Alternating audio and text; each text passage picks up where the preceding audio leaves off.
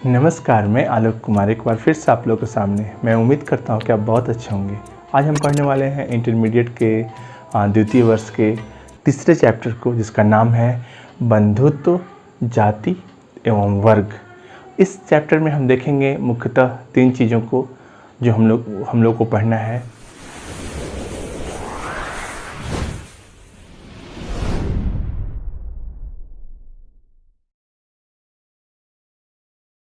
तो पहला चीज़ हम ये देखेंगे कि जो सामाजिक विषमता थी उसके बारे में, और सामाजिक विषमता क्या क्या थी उसके बारे में हम जानेंगे। जो वर्ण व्यवस्था थी प्राचीन भारत में वो कैसे विकसित हुई और वर्ण व्यवस्था से कैसे वो जाति व्यवस्था में बढ़ी।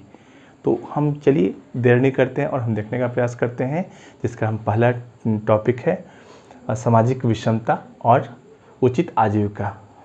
हाँ, उसके पहले ये बताना आप लोग को आवश्यक है कि हम लोगों ने जो दूसरा चैप्टर देखा था राजा, किसान और नगर, उसमें हम लोगों ने ये जानने का प्रयास किया था कि प्राचीन भारत की जो भौगोलिक स्थिति कैसे थी, किस प्रकार से नगरों का उदय हुआ और कैसे नगर से फिर वो आर्थिक गतिविधियाँ हुई और आर्थिक गतिविधियों ने कैसे ग्राम को विकसित किया। तो हम लोगों ने ये देखा था। अब हम देखेंगे कि आखिर अब वहाँ की जो सामाजिक ताना बाना था वो क्या थी, और हम ये देखने का प्रयास करेंगे कि किस प्रकार से सामाजिक संरचना जो है वो वर्ण व्यवस्था को जन्म देती है। तो चलिए अब देर नहीं करते हैं और हम देखते हैं, जिसमें जो पहला भाग है सामाजिक विषमता में उचित आजीविका। तो उसके पहले ये जानना आवश्यक है कि यहाँ पर आप लोगों ने तो सुना होगा नाम जाति का। तो एक्चुअली में जाति जो शब्द है वो इंग्लिश के कास्ट शब्द से आया है, और जो कास्ट शब्द है वो पुर्तगाली भाषा के कास्टे शब्द से लिया गया है, और इसका अर्थ होता है नस्ल, प्रजाति या जन्मगत, अगर देखा जाए तो आधार। तो इस प्रकार से जाति के बारे में हम देखते हैं। परंतु हम यहाँ भारत के संदर्भ में अगर देखें तो भारत में अगर देखा जाए तो भारतीय जो हिंदू धर्म है उसमें एक सबसे बड़ा जो ग्रंथ है जिसे वेद कहा जाता है। वेद में 4 भाग हैं वेद के, जिसमें से जो एक है ऋग्वेद। ऋग्वेद के पुरुष सूक्त में एक श्लोक है, जैसा कि आप देख सकते हैं पीछे, उसमें दिया गया है वर्ण व्यवस्था के बारे में। वर्ण का यहाँ अर्थ है सकता है कलर से कि या रंग से, परंतु यहाँ पर वर्ण का जो दिया गया है उत्पत्ति कैसे हुई है या वर्ण व्यवस्था की उत्पत्ति कैसे हुई है का अर्थ स्पष्ट किया गया है कि जो ब्राह्मण जो है वो ब्रह्मा के मुख से जन्म लिए हैं। उनके जन्म के बारे में बताया गया है। ब्रह्मा के मुख से जन्म किसका हुआ है? ब्राह्मणों का हुआ है। जबकि जो क्षत्रिय हैं उनका जन्म जो है इनके बाँ या आर्म से हुआ है। जो वैश्य हैं उनका जन्म ब्रह्मा के जंघाओं से या थाई से आप कह सकते हैं। और जो चौथा वर्ग है शूद्र वर्ग या शूद्र वर्ण जो है वो ब्रह्मा के पैरों से हुआ है। इस प्रकार से उन्होंने एक वर्ण व्यवस्था को जन्म दिया। और वर्ण व्यवस्था जो थी वो कैसे थी? वर्ण व्यवस्था थी जो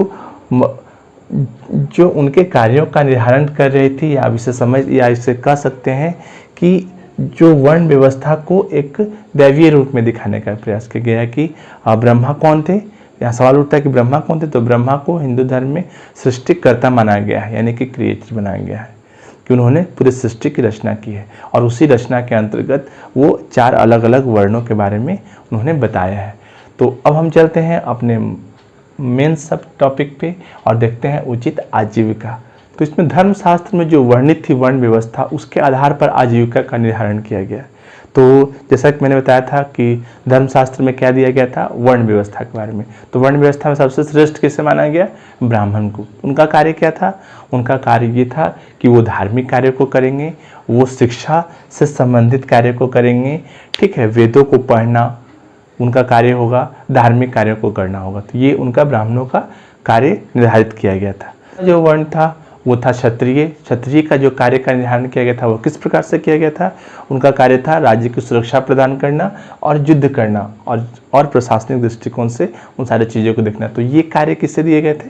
क्षत्रिय को दिए गए थे। उसी प्रकार से जो तीसरा वर्ग था वो था वैश्य, और वैश्य का कार्य था व्यापार करना, यानी कि व्यापारिक गतिविधियों का या आर्थिक गतिविधियों का देखरेख करने का काम या उससे संबंधित कार्य जो था वो वैश्य के लिए दिया गया था। और चौथा जो था वो शूद्र, वो उसका काम था तीनों वर्ण के लोगों की सेवा करना, उसके अलावा उनका और कोई काम नहीं दिया गया था। और इनकी समाज में जो स्थिति थी वो तीनों वर्णों से काफ़ी नीचे थी। इसी में आगे चलकर अस्पृश्यता और जातिवाद एक ऐसा अभिशाप के रूप में आती है। जो चीज़ और आपको बता दूं कि ये जो वर्ण व्यवस्था थी, इस वर्ण व्यवस्था को मजबूत करने के लिए ब्राह्मणों के द्वारा कुछ नीतियाँ बनाई गई या उस कुछ नीतियों का निर्धारण किया गया। वो कौन कौन सी नीतियाँ थी? तो जो पहली नीति थी वो उनकी दैविक नीति के रूप में आप कह सकते हैं। दैविक नीति किससे कहने का अर्थ ये है कि यह जो व्यवस्था है वो दैविक व्यवस्था थी। दैविक व्यवस्था कैसे थी? उन्होंने ये कहा कि जो सृष्टि करता है ब्रह्मा, उनके द्वारा ये बताया गया है। यानी कि जो धर्मशास्त्र हैं, उस धर्मशास्त्र के लेखक कौन है, किसने लिखा है? तो वो जो हमारे धर्मशास्त्र है उसमें वर्णित है। तो ये एक दैवीय व्यवस्था है और कोई भी इस वर्ण व्यवस्था के बनाए गए नियमों से बाहर अगर जाता है तो कहीं ना कहीं वो देवताओं का अपमान करता है। तो ये पहली उनकी नीति थी।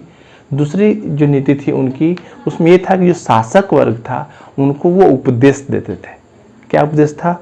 उपदेश ये था कि कोई भी व्यक्ति अगर अपने वर्ण से अलग कार्य करता है या उसकी गतिविधियां अलग होती हैं तो उससे प्रशासनिक रूप से उससे दंड दिया जाए। ऐसा प्रावधान बनाने की आवश्यकता थी या ऐसे प्रावधान का वो समर्थन करते थे। तो दूसरी नीति ये थी। और तीसरी नीति ये थी जिसमें ये कहा गया था कि हर एक व्यक्ति की जो अपना जन्म के हिसाब से या जो जिस कुल में या जिस वर्ण में जन्म हुआ है उसी को अपना प्रतिष्ठा माने। तो इस प्रकार से उन्होंने कुछ नीतियों का निर्धारण किया था जो धीरे धीरे चल करके काफ़ी और गहरी होती जाती है। तो इसी क्रम में इन नीतियों को अनुपालन करने के क्रम में एक जिक्र आता है महाभारत में। आप जानते हैं महाभारत और रामायण ये दो ऐसे हिंदू धर्म ग्रंथ हैं या महाकाव्य हैं जिसके बारे में जो लोकप्रिय हैं। और इसमें एक जिक्र आता है एकलव्य की कहानी की जो आदि पर्व में दिया गया है। तो आप, मुझे उम्मीद है कि आपको एकलव्य की कहानी पता होगा। नहीं तो मैं आपको बताऊं कि एकलव्य एक निषाद पुत्र थे, छोटे से बालक थे जो धनुर्विद्या सीखना चाहते थे। और इसी क्रम में उसमें तत्कालीन समय में एक व्यक्ति थे जिनका नाम था द्रोणाचार्य, गुरु द्रोण, जो वर्ण से ब्राह्मण थे और वो धनुर्विद्या के बहुत बड़े एक्सपर्ट थे। तो वो जब उनके पास जाता है एकलव्य और जाने के बाद कहता है कि गुरुदेव मुझे भी शिक्षा दीजिए, तो उससे शिक्षा देने से मना कर देते हैं। क्यों? क्योंकि जो वर्ण व्यवस्था थी उसमें स्पष्ट था कि सिर्फ क्षत्रियों को ही धनुर्विद्या सीखने का अधिकार है। तो इसलिए वो उसे मना कर देते हैं। जब उनको मना करते हैं तो वो बालक जो है वो हार नहीं मानता है। वो अपने घर में जाकर यानी कि अपने जंगल में जाकर और अपने कुटिया के आगे उनकी मिट्टी की प्रतिमा बनाकर उनको गुरुदेव मान करके और वो धनुर्विद्या का अभ्यास करना आरंभ करता है और उसका वो दिनचर्या होता है। एक बार की बात है कि एक बार गुरु द्रोणाचार्य अपने कौरव और पांडव के जो पुत्र थे उनके साथ वो गुरुकुल में ही शिक्षा दे रहे थे। तो उनके साथ जो पांडव और कौरव थे उनके जो युधिष्ठिर, नकुल, सहदेव, भीम, अर्जुन, दुर्योधन, दुशासन ये जब लोग थे उनके साथ एक कुत्ता था। वो घूमते घूमते चला जाता है कहाँ पे? एकलव्य के कुटिया के आसपास। और जब एकलव्य प्रैक्टिस कर रहा होता है धनुर्विद्या की तो उसको वो भोग करके कहीं ना कहीं वो डिस्टर्ब करता है। ऐसी परिस्थिति में एकलव्य जो थे वो अपने तीर धनुष से निकालकर और उस पर इस प्रकार से उसके मुख को बंद करते हैं कि उसको 7 बाण लगता है माउथ में, लेकिन कभी इंजर्ड नहीं होता है। अब ऐसी परिस्थिति में जो कुत्ता था वो क्या करता है? चला जाता है फिर से अपने जो उनके जो यहाँ पे कौरव और पांडव रह रहे थे मुंह में जो बाण लगा हुआ था उससे देख करके सारे लोग हैरान रहते हैं। और सबसे ज़्यादा हैरानी किसे होती है? अर्जुन को होती है और उसके बाद गुरु द्रोणाचार्य को। अर्जुन थोड़ा मायूस होते हैं और वो बोलते हैं कि गुरुदेव आपने तो कहा था कि आप दुनिया का सर्वश्रेष्ठ धनुर्धर मुझे बनाएंगे, फिर ये कौन हो गया व्यक्ति जो अपनी धनुर्विद्या से इसे इंजर्ड भी नहीं किया और उसने ऐसी कैसी विद्या सीखी? आपने तो मुझे सिखाया ही नहीं। ऐसी परिस्थिति में गुरु द्रोणाचार्य थोड़े आश्चर्यचकित भी होते हैं और वो उसके तलाश में निकल जाते हैं। जंगल में कुछ दूर जाने के बाद जब वहाँ देखते हैं कि एक बालक धनुर्विद्या की अभ्यास कर रहा था तो वो जाकर पूछते हैं उससे। तो एकलव्य देखते ही उनको पहचान जाता है और बोलते हैं गुरुदेव आप ही मेरे गुरु हैं, आपने आपकी प्रतिमा को मैंने प्रतिस्थापित कर और आपको गुरु मान करके मैंने धनुर्विद्या सीखी। इस बात पर गुरु द्रोणाचार्य बोलते कि ठीक है, तो अब मुझे दक्षिणा दो। तो वो दक्षिणा में क्या करते हैं, उनका अंगूठा मांग लेते हैं। अंगूठा मांगने का क्या उद्देश्य था, ताकि वो धनुर्विद्या और आगे नहीं सीख सके और अर्जुन एक विश्व का सबसे बड़ा धनुर्धारी बने। तो ये कहीं ना कहीं ये जो स्टोरी है वो ये दिखाती है कि किस प्रकार से जो वर्ण व्यवस्था थी और उसमें जो कार्यों का निर्धारण था वो कहीं ना कहीं योग्यता के साथ अन्याय कर रहा था या उससे मजबूत बना रहा था।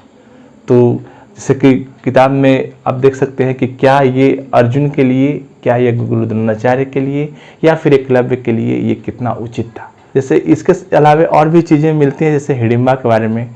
तो हिडिंबा जो थी वो राक्षसी पुत्री थी और उनका विवाह किससे होता है, भीम से होता है। तो वो वर्ण व्यवस्था से अलग की बात थी। तो ये भी जो है कहीं ना कहीं इस चीज़ को दर्शाता है कि कहीं अगर वर्ण व्यवस्था को मजबूत किया जा रहा था तो कहीं वर्ण व्यवस्था पर दरार भी आ रही थी। कि अक्षत्रिय राजा कहने का अर्थ ये है कि जो वर्ण व्यवस्था थी उसमें सभी का कार्यों का निर्धारण कर दिया गया था। जो ब्राह्मण वर्ग था उसका काम था धार्मिक कार्यों को कराना, वेदों को पढ़ाना या धर्मशास्त्र को पढ़ाना। लेकिन उसके बावजूद और जो क्षत्रिय थे उनका काम था राजकाज को संभालना। लेकिन इन सबों के बावजूद भी इतिहास में कुछ ऐसे अपवाद मिलते हैं जो वर्ण व्यवस्था को उसमें चुनौती दे रहे थे। तो उसमें सबसे पहला अगर देखा जाए तो नाम आता है चंद्रगुप्त मौर्य या मौर्य वंश का। क्योंकि मौर्य वंश के बारे में ये कहा जाता है कि जो चंद्रगुप्त मौर्य थे वो निम्न कुल के व्यक्ति थे और इसका जिक्र कई ब्राह्मण साहित्यों में देखने को मिलता है। हालांकि बहुत साहित्य थे उसमें ऐसा कोई जिक्र नहीं मिलता है कि चंद्रगुप्त मौर्य जो थे वो किस वर्ण से संबंधित थे या किस जाति के थे। तो एक ये भी बात थी। उसके अलावा अगर हम देखें तो इसी क्रम में आगे चलें तो हमने पढ़ा था इतिहास में कि 185 ईसा पूर्व में मौर्य साम्राज्य के अंतिम शासक जिनका नाम था बृहद्रथ, उनकी हत्या उनके सेनापति पुष्यमित्र शुंग के द्वारा परेड में ही कर दी जाती है। तो वो जो पुष्यमित्र शुंग थे वो क्षत्रिय नहीं थे, वो भी ब्राह्मण थे। तो और उन्होंने उनकी हत्या कर शुंग वंश की स्थापना की थी। तो ये कहीं ना कहीं जो चीज़ें थी वो क्या कर रही थी, ये कर रही थी जो वर्णाश्रम थे, जो वर्ण की व्यवस्था थी जिसमें क्षत्रिय ही शासक बनेगा, उसको चुनौती दे रहे थे। इतना ही नहीं, उसके बाद अगर हम देखें तो शक, सातवाहन, ये सब जो ऐसे जो लोग थे जो जन्म से ब्राह्मण थे और इन्होंने क्षत्रियों का जो कार्य था या अधिकार क्षेत्र था या जो उनके द्वारा जो राज का चलाया जा रहा था प्रशासनिक कार्य, उसमें वो उनका रोल होता है या उनकी भूमिका होती है। इसी क्रम में एक व्यक्ति का नाम आता है जिसका नाम था गौतमी पुत्र सतकर्णी, जो सातवाहन वंश के थे। उनके द्वारा जो है अंतर्जातीय जो विवाह होता है या अंतर्वर्णीय अगर विवाह था उस पर वो रोक लगाते हैं। ऐसा क्यों करते हैं?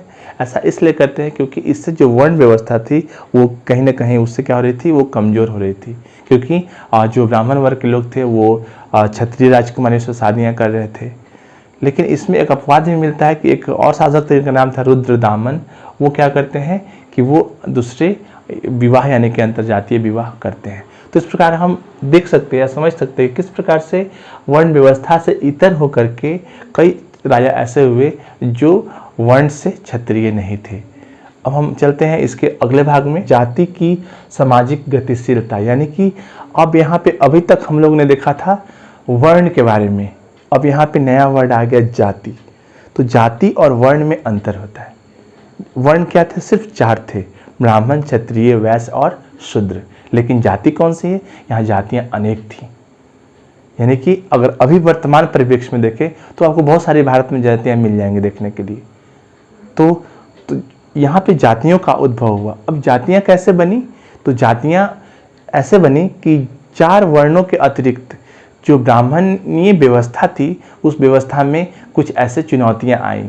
उदाहरण के लिए कि जो जंगलों में लोग रहते थे उन्हें कौन से जाति या उन्हें कौन से वर्ण में रखा जाए। दूसरा कि कुछ ऐसे वर्ग थे जो अलग अलग व्यावसायिक कार्य कर रहे थे, तो जो कार्य कर रहे थे उन्हें कौन से वर्ण में रखा जाए। जैसे स्वर्णकार हो गए, शिल्पकार हो गए, ठीक है, ये लोहार हो गए, इनको कौन से वर्ण में रखा जाए। तो ये इस कारण से नई जातियों का उदय होना आरंभ हुआ। तो यहाँ पर जाति का जो जो व्यवस्था थी, जो जाति व्यवस्था थी, वो इसी कारण से यहाँ पे बढ़ना आरंभ हुआ। और जो ब्राह्मणीय व्यवस्था थी, उस व्यवस्था में चूँकि वर्ण जो थे उसमें ये कहीं पे मैच नहीं कर रहे थे, इसलिए उनको जातियों में विभक्त कर दिया गया। इसके अतिरिक्त अगर हम देखें तो जाति का जो वर्गीकरण हुआ था वो कहीं ना कहीं उनके कार्यों पर हुआ था, उनके कार्यों के निर्धारण पर निर्भर कर रहा था कि इन्हें कौन से, क्योंकि कार्य कुछ अलग भी थे। जैसे जो मेन कार्य था वैश्य का, वो काम क्या था, वो आर्थिक कार्यों को देखना, लेकिन अब उसमें कुछ अलग लोग हो गए, शिल्पकार हो गए, अब उन्हें किस में रखा जाए, यानी कि इस तरह से देखा जाए कि उनके कार्यों के आधार पर ऐसा किया गया। तो हम लोग के टेक्स्ट बुक में देखने को मिलता है कि जैसे एक गुजरात में एक जाति थी लाट, ठीक है, उनका काम था, शिल्प का काम था, और वो क्या करते हैं, वो अपनी जगह से आकर के वो भारत के दूसरे हिस्से में चले जाते हैं और वहाँ पर वो एक नई जाति के रूप में विकसित होते हैं। ऐसे कई उदाहरण आपको मिल जाएंगे अलग अलग, जिसमें आपको जातियों के बारे में देखने को मिलेगा। तो इस प्रकार से हम लोग ने इस चैप्टर में क्या क्या देखा, हम देखा कि वर्ण व्यवस्था का कैसे उदय हुआ, सामाजिक जो विषमता थी वो कैसे वर्ण व्यवस्था के रूप में बदली, और वर्ण व्यवस्था को कैसे लोग चुनौती दे रहे थे। और उसके बाद हम लोगों ने ये जानने का प्रयास किया कि कैसे जातियों का उद्भव हुआ और जातियाँ कैसे वर्ण से अलग रहीं। तो मुझे उम्मीद है कि आप लोग को ये वीडियो अच्छा लगा होगा, और अच्छा लगा तो प्लीज़ लाइक करें, शेयर करें और सब्सक्राइब जरूर करें। Thank you.